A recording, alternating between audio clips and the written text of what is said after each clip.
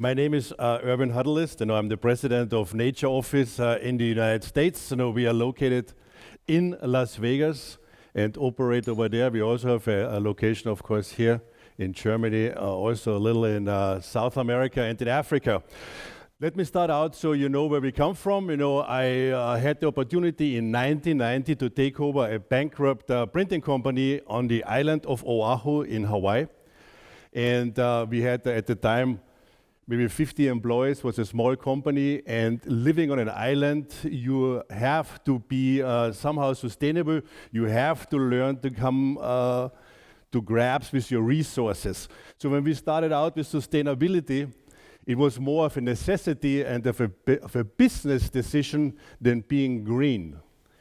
And what we achieved at the time was to get the company back on its feet, grow the company, become profitable, start to reusing resources. And for you here in Germany, it's hard to understand, but in an island environment or in the United States overall, recycling is a very small part of the daily life. We threw away all our paper. It was considered to be sustainable because we burned our paper in a plant called H-bar. It was mixed with a heavy oil, and electricity was generated out of it. This was considered sustainable. So of course we changed this and we became a very sustainable company. In the end, we had 157 employees and over $32 million in sales. And again, I want to say, what we learned in this process was not that we just want to be green and hugging trees and be the good guys. We wanted to make money and we wanted to be sustainable. And it goes hand in hand to create a profit. I believe in capitalism. To create a profit and to be green. You save money, you use less resources, and therefore you're becoming a sustainable company. And we at natureOffice, as any other company, we are in the business of making money. There's no doubt about this. And I like to talk a lot about money because in the green environment, it seems to be such a bad thing to talk about the profitability. I mean, we want to create products. Our customers are in business because they are creating and selling products to make a profit so we can sustain in business. So we, as natureOffice, are rarely at situations like this where we stand in front of people and talk. We are more out there and creating. We are more out there selling. We have plantations. We have resources where we create our own products. Because this is an important part today in our little presentation over here, is a lot of money in our kind of business is spent maybe on the wrong ends. Yeah? Because if we consider that when we spend the money as we spend today for an event like this, we could electrify an entire village with solar panels in parts of Africa or in Asia or in other poorer parts of this world.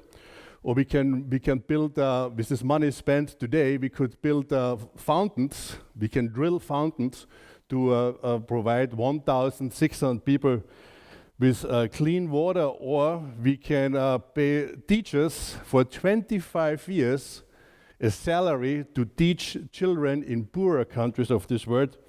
Or, as we do here in Togo, in our plantation in West Africa, we can pay 218 monthly salaries in agriculture.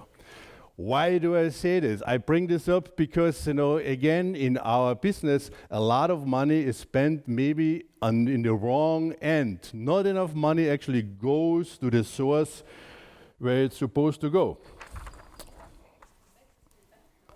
No, don't feel bad. I know, but it is like in our society, it is really important to talk about a few things once in a while. Now about our company. We are called natureOffice. We are established in 2007. We got offices in North America, South America, and in Africa. What we're doing the auditing, we're doing accounting, we are creating IT solutions, we do the carbon management for companies, and we create strategies. I think it's important to understand that if you come to us as a company, it says, we create waste. what the hell are we going to do to get this waste under control? What can we do to get these emissions we put out there under control? We don't know what. We don't want to greenwash our company, and this is a problem today, of course, too. You know, we go out there and put a fat logo on something and say, oh yeah, we bought carbon credits, we are clean now. No, that's not the solution. We talk a little bit more about this. What we want to do is create a solution that fits our company, it fits your company. If you want to do something about your waste, it's going to be different than someone who is producing cookies or producing cars or building buildings. Big difference. We pride ourselves to be the early guys, and we have been out there for quite some time. We participated in ISO certifications. We were part of creating this whole process, you know, and we are also one of the first guys to put more transparency in the whole thing. You know, where does all the money go? You know, you buy carbon credits or you pay money to a company that helps you to eliminate or reduce your emissions. Where does all the money go? So we would like to talk about those few things today. There's 6 things here I want to bring up. One is about climate neutrality. What is climate neutrality? How do we achieve climate neutrality? The way we do this, what you just talked about, Jens, before, avoiding, reducing, and offsetting, is this the right strategy? Is this the right steps we want to take to get to our goals? What are climate protection standards? What are those big names out there? What do they really do for you? Where do they come from and where are they today? Then what kind of projects are there? Are they good? Are they bad? What to do for you? The budgets, what happens again with the money, and what's going wrong over all those years now when we start to develop carbon credits and systems to make us cleaner. So for climate neutrality, it doesn't matter, there are countries out there that try to be carbon neutral. Iceland is a carbon neutral country. You would say, yeah, that's pretty easy. I mean, they're sitting on a volcano, there's steam coming out of the ground non-stop, so that's pretty easy. But there are companies out there, there are products, there are processes that want to be carbon neutral, and carbon neutral means that your emissions are zero. You put a product out there, you have not emitted a gram of emissions of CO2. In most cases, I mean, you are all in business, you know it is impossible to produce anything, to sell anything, to run a business and an operation without emissions, because as soon as you run a car, as soon as you get into a bus, as soon as you do anything, you're going to have an emission going out in the environment. So therefore, it is very important to have carbon offsets. You know, we believe carbon offsets are the thing you need in the end to have a zero emission company, and therefore we believe carbon credits going to be out there for a long time, and we need to know what are the best ways to invest in carbon credits, and you want to make sure that the money you invest in carbon credits really goes there where it's supposed to go. Today we talk about avoiding, reducing, and offsetting. Again, like you just said before me, you want to go out there and you want to use less, and you want to reduce what you do, and whatever is left over should be offsetted. We like somewhat to disagree with this statement, because when we talk about avoiding, who is setting the standards of avoiding? I mean, what you're going to avoid? You're going to avoid your vacation, you're going to avoid buying a new corporate car, you're going to avoid expanding your buildings. I mean, what are the limits, or what are the standards of avoiding? Therefore, we believe when we look at an organization, we know today that we have so much emissions that we start out with offsetting first, yeah? Because when we offset something, we take something out, or we try to take something out that's already in the atmosphere because it was done in the past, and then work on this avoiding and reducing in the future. So in the process of reorganizing a company. Then the offsetting of the carbon emissions. Yeah, Andreas, sorry, I got pick on you again because you talked before me and you said a very interesting story about this circular society, like going around and going around. It is very important that I cannot read my own handwriting here. That it's not enough, just to buy a ton of carbon emissions. See, when you are out there and you have a company and you emit 1,000 tons of carbon of CO2, if you just go out there and buy 1,000 tons of carbon offsets, it's not going to do you any good. You can put it on your website, you can put it on your flyers as well. We are now carbon neutral. Well, we would somewhat disagree with it, and I will explain why, because this we think is not enough. There are two reasons we believe a company or companies start doing carbon offsets or working with such tools is because A, they want to create a cleaner world. They want to make sure what they do is better. And B, I think it's also a very important part for many companies is that they want to have a good marketing tool. That they can go out there, there's a company that produces a product, and there's a company that produces the same product. They want to make sure that they are different than the competition. So they want to tell a good story. And this story is something that's very important for a company to have, and I will tell you what we think is a good story. When we see today, companies go out there and buy a carbon offset, they look mostly for the price. They say it's got to be inexpensive because it doesn't matter. A ton of emissions is a ton of emissions. A ton of offsets is a ton of offsets. But we have established in Togo a plantation where we have people working. When we sell or produce a carbon certificate for 1 ton of emissions, it is a farmer, it is an employee of the company, it is a part of the plantation we have over there who actually, plants a tree for a year, it absorbs a ton of CO2, but it does much more than that. Because with this money invested there, this particular person has a job.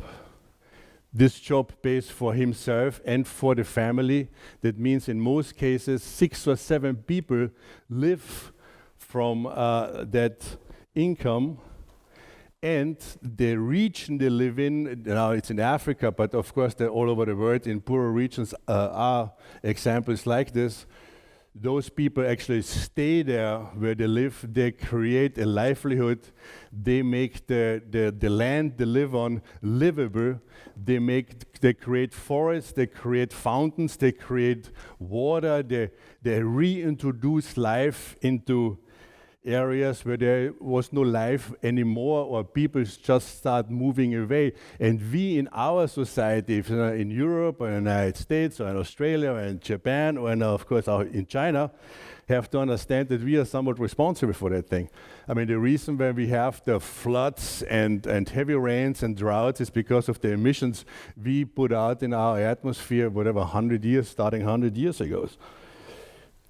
For companies, that want to participate in programs like this, it's a beautiful story to tell. Because when you think about that for, let's say, 300 euros a year in countries like, in this case now it's Togo, but it would be Eritrea, it would be Sudan, it would be in many places in Africa, for 300 euros a year, this person would stay in his country. And this, I want to talk now about this fugitive crisis we have in this world too.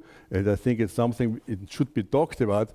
If we have a program where we have a carbon offset, where we have the social sustainability and the social responsibility to support people like this to stay in their country, pay them the 300 euros or whatever it takes for this particular man to be there, do his work, creates a great life for himself, a great life for his family. We have built hospitals, schools, water plants, Toilets. I mean, for us, a toilet is not a big deal, but believe me, in this world, a toilet is a big deal, and they love to live there, they love to stay there, they are proud to have their family living off their income. And as an example, when we talk about situations like this, and believe me, and you know better than me in many cases, we in the future are going to see much more climate refugees as we see today refugees because of war or economic impact. We're going to see a lot of refugees because of the climate impact, especially out of Bangladesh and in Africa. If we have an unaccompanied minor entering Europe, entering Germany, and get into our system, it's going to cost us roughly 60,000 euros for one person to sustain this person in our country in Europe. If we pay or if we support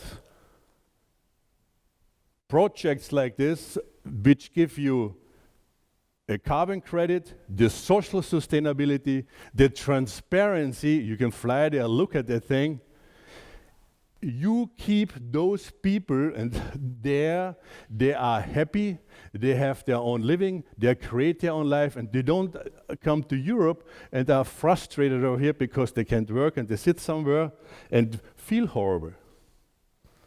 I mean, this is a beautiful story. And again, yes, I want to talk about your circular economy, how important this is that we give and we get things back, and we can give things over there, and they give us products back, and they give us, in this case, carbon credits back. It is a beautiful project also for corporations to adopt in their own sustainability plan. And there's more behind it, because we are not just wanting to sell you a carbon credit, we also invite you as a corporation or as businesses to come and see us and say, hey, that's a good plan. Maybe we are not necessarily like this particular plan, but the idea is fantastic. Why don't we work on the thing together? So this goes hand in hand, and we can create programs that are just, in our humble opinion, fantastic. Also, when projects like this are being funded, the majority of this money, I mean, we're talking 85% plus, go actually to those programs. Which brings me to the next thing, which the carbon offset projects. For many years now, we have carbon offset brands in this world who started out great. I mean, the idea was fantastic. You know, we have registers, and we put plantations out there, hydropower plants, and all kinds of things.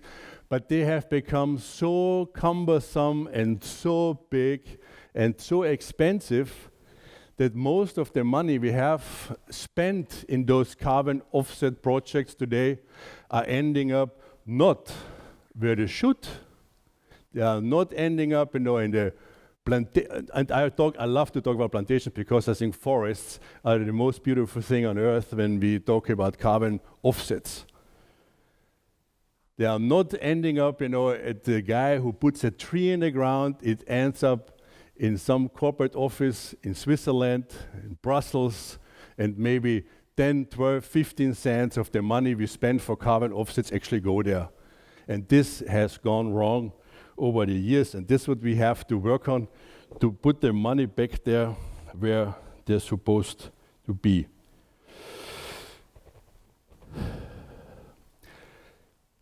The greenwashing thing, the theme of greenwashing goes hand in hand when we talk about carbon offsets. It's such a gray area. And I want to, again, be honest today, and I want to talk about really what's going on. Wirklich, the German word is jumping in.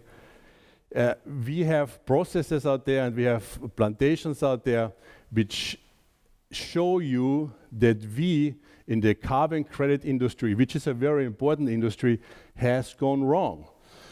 I'll give you an example. There's a company out there that makes, I don't want to say the name now, maybe there's some lawyers sitting in here. They're making some hazelnut cream you put on toast, which tastes great. I love it. They got gigantic hazelnut forests, yeah? I mean, we talk about thousands of acres of hazelnut forests. So they got it planted anyway because the hazelnut cream is made out of hazelnuts. And but those people are truly good business guys. They go to a carbon certifier and say, hey, we got 1,000 acres of hazelnut plantation. This should be available for carbon credits, aren't they? Because they're going to stand there for 50 years. Why don't you certify us? So now I go there, have my hazelnut forest certified. I get, I don't know how many thousands of tons of certificates for my hazelnut forest, and I sell them. So now I sell something what I need anyway, and therefore I think this is cheating the system. And I think this is what we are doing wrong, and I think this is what we have to say, hey guys, we are doing this not just for our profitability, not just for our corporate offices in Genf, we're doing this for the environment. We really need to put new projects out there. We need to put new ideas out there to create carbon offsets. You know, this example with this hazelnut forest is not the only one. There are many.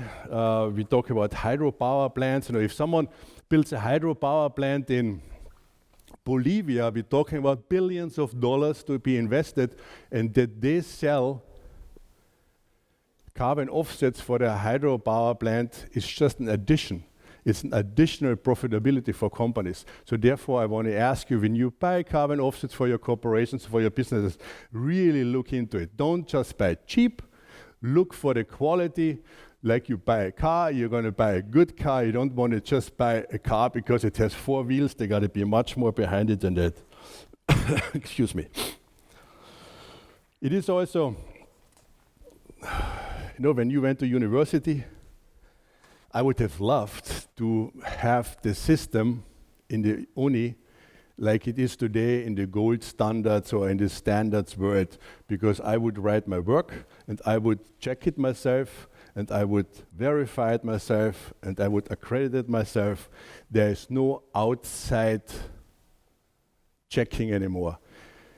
The system is so that when I am one of the large standard providers, I do everything myself, and on every step of the way, I make some money on it. Every little thing, every certificate, every register I do, everything I put a buck on it, and everywhere I make $1.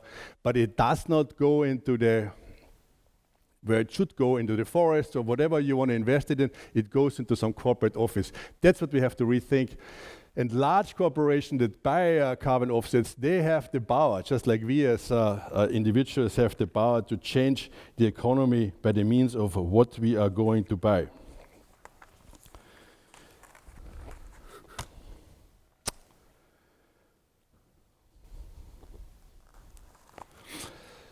When I talked before about this social sustainability and the social responsibility project we have in Togo, this is something I really want to highlight for the future. When we as corporate entities are looking for something to help this world, to help us to offset what we put out there, I want to ask you to really look into new ways of carbon offset products and not just buying inexpensive carbon certificates to offset whatever emissions you put in the air. I want to give you one last example, and this is what we do with one company that produces dog food. You know, dog food, of course, is a gigantic business. I'm sure you're aware. I mean, we spend money for our pets like never before. And with this manufacturer of dog food, we also sat down, you know, and in this case it was a he. We said, you know what can we do in our world, you know? And then we put together a program with this person to actually train guard dogs, yeah? Guard dogs and sheep dogs for also a third world country, because in this third world countries, one of the biggest problems is that children being out there herding sheep. It sounds very funny for our ears, but there are thousands of kids out there the whole day just herding sheep and cannot go into school. So with this particular manufacturer, it didn't take even 8 months. There were, I think it was like 68 or 70 dogs were trained to be sheep dogs out of Australia, and they took care of those sheep flocks and of the goat flocks. Yeah? The kids could go to school. So now we have like 240 kids more in school as before. It's a small number, it's a little things, but this is a step in the right direction. This is a step into systems where we have social sustainability and social responsibility in connection with carbon offset projects. The money, when we talk about budgets for carbon offsets, it has become just simply too expensive. It has become, when you look into the whole process of getting something regulated and certified and then recertified and looked at, there's hundreds of thousands of euros are being spent just on regulations and just on calculations. Like when you look into your own corporation and you calculate your footprint, there is no need to be too detailed. I mean, we go sometimes into such detail. An example is a logistic firm. We got 200 trucks. I mean, there's someone there who is measuring the air pressure on 200 trucks because it depends what air pressure you have in the tire for how much gasoline or diesel this truck is using. There's no need to go so much into detail because it's just simply too expensive. Yeah, and what we need to learn is when we do go out there and create our systems is to become more simple. The Apple way, like Steve Jobs created his computer system. It's simplicity. That's what we should do today too in our carbon credits world. Yeah? Because if you really want to be a carbon neutral to the year 2050, carbon offset is going to be necessary. I mean, it's just simply impossible to be carbon neutral without having any carbon credits. And therefore, what I'm trying to say the last 20 minutes here is, when we buy carbon credits, please make sure you buy those that make sense. Those where the most money goes, to the carbon credit source or resource, and not just buying cheap stuff, because it does not make any sense in the long run. It will not work.